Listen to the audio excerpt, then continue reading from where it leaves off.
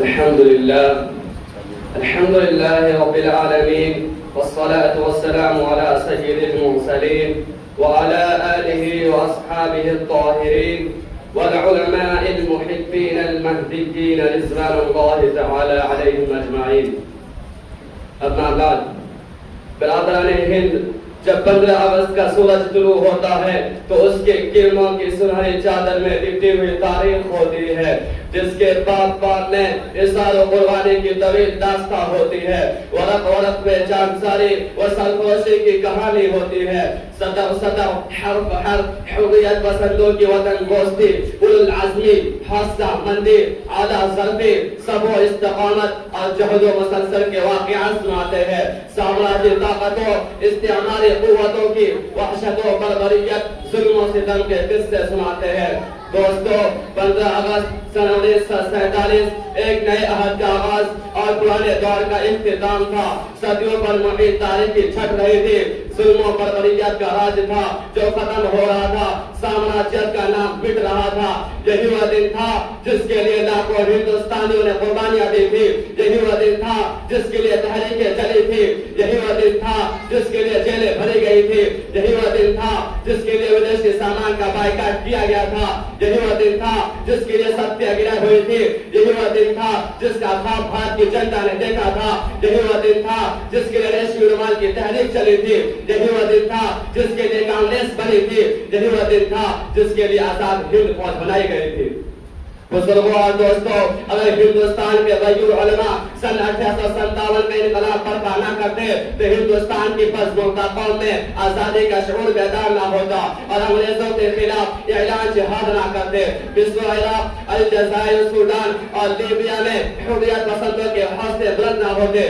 ہندوستان کو یہ بھی فخر حاصل ہے کہ یہاں سامراجیت کے خلاف جو تحریک چلی تھی وہ اپنی نوعیت کی انوکھی اور نرالی تحریک تھی. ایک مظلوم قوم نے ظالم قوم کے خلاف پرامن تحریک چلائی، تیر و سینہ کے بجائے احتجاج کا راستہ اپنایا، بائیکاٹ کا طریقہ اختیار کیا. اور ہندوستان کو یہ بھی فخر حاصل ہے کہ یہاں تحریک عادت کی دشواری کے لیے علماء اسلام درسگاہوں سے، صوفیہ کرام خانقاہوں سے، نواب قصبوں سے اور مہاراجہ راج محلوں سے، سادھو سنت گفاؤں سے نکل آئے تھے. شعراء نے انقلابی نظمیں لکھی، ادیبوں نے انقلابی کہانیاں لکھی، صحافیوں نے انقلابی مضامین لکھے، خطیبوں نے انقلابی تقریریں کی اور عورتوں نے ستیہ گرہ میں حصہ لیا. بچوں نے انقلاب زندہ باد کا نعرہ لگایا، ماؤں نے اپنے بیٹے کو دیش میں قربان کر دیا. نوجوان ساتھیوں، آج ہندوستان تحریک آزادی کے صدر منا رہا ہے. تحریک آزادی کو 79 سال پورے ہو چکے، لیکن غور کیجئے تحریک آزادی کی بنیاد سن 1857 میں مسلمانوں نے ڈالی تھی اور دیش کی آزادی کے لیے قدم آگے بڑھانے والے، سینوں پہ گولیاں کھانے والے مسلمان تھے. کیا تاریخ شاملی کا میدان بھول سکتی ہے؟ کیا تاریخ ریشمی رومال کی تحریک کو فراموش کر سکتی ہے؟ تحریک آزادی کے میر کارواں شیخ الہند مولانا محمود الحسن دیوبندی اپنے شاگردوں کی پوری فوج لگا دی.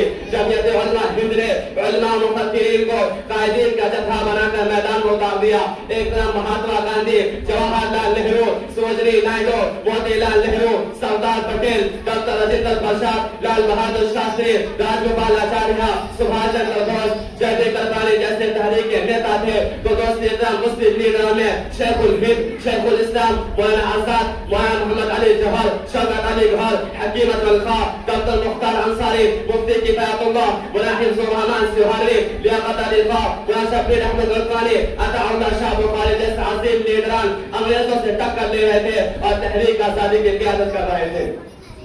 برادران ملت، ان بزرگوں نے، ان لیڈروں نے وطن کی آزادی کے لیے مسائل عالم کی واقعہ طے کی، ظلم و ستم کے زخم کھائے. انگریزوں نے تحریک آزادی کو کچلنے کے لیے طاقت استعمال کی، غفلت کا گھر کھولا، دھمکیاں دی، مظالم کے پہاڑ توڑے، جلاوطنی کے سزائیں سنائے، جائیدادیں ضبط کر لی، گھر اجاڑ دیے، اخبارات و رسائل پر پابندیاں لگائے. مگر جو تحریک چل پڑی تھی، جو قافلہ نکل پڑا تھا، جو کارواں چل پڑا تھا، وہ تاجر حیات کرنے کا عزم رکھتا تھا. وہ ببانگی لاہور کہتا ہے، سرفروشی کی تمنا اب ہمارے دل میں ہے، دیکھنا ہے زور کتنا بازو قافل میں ہے. برادران اسلام، میں تحریک آزادی کے گہرائیوں میں نہیں جانا چاہتا، میں جلیان والا باغ کی خونی داستان نہیں سنانا چاہتا۔ تحریک آزادی کی تاریخ بہت ہولناک ہے، یہ بات بہت خوفناک ہے، بس کہنا یہ ہے 15 اگست 1947 بڑی قربانیوں کے بعد حاصل ہوا تھا۔ آزادی کا سورج طویل تاریخ کے بعد شروع ہوا تھا۔ گلشن ہند لہو کا نذرانہ لے کر لہلہایا تھا، چمن وطن خون سے سیراب ہو کر مہنگا تھا، اور لہو کا نذرانہ پیش کرنے والے ہمارے علماء تھے، آزادی کا نعرہ بلند کرنے والے ہمارے علماء تھے، اور مشعل حریت روشن کرنے والے ہمارے علماء تھے۔ یہ سچ ہے کہ مہاتما گاندھی نے تحریک آزادی کو نہ رک دیا، جذبہ آزادی کو تیز کیا، اور ان کا مشیر کون تھا، ان کا حماس کون تھا، ان کا بازو کون تھا؟ وہ نہرو نہیں تھے، پٹیل نہیں تھے، بلکہ مولانا ابوالکلام آزاد تھے، محمد علی جوہر تھے۔ اگر مسلمان تحریک آزادی کا سونا پھونک دے تو گاندھی جی کے لیے تحریک کی قیادت دشوار ہوتی، مگر آج آزادی کو 79 سال ہو گئے، لیکن ہمارے اسلاف کے قربانیوں کو ماننے والا کوئی نہیں۔ آج آزاد ہندوستان یوم آزادی منا رہا ہے، خوشیاں منا رہا ہے، اور کیا یہ جشن آزادی ہے کہ مسلمانوں کو طے کیا جائے؟ کیا اس کے لیے ہندوستان آزاد کرایا گیا تھا کہ ہمارے مسجدوں کو مندروں میں تبدیل کیا جائے، ہمارے گھروں کو اجاڑا جائے، ہماری کھیتیوں کو برباد کیا جائے، ہماری بستیوں کو جلایا جائے، ہماری عورتوں کا عصمت دری کی جائے، ہمارے بچوں کو قتل کیا جائے، ہمارے نوجوان بھائیوں کو ہلاک کیا جائے؟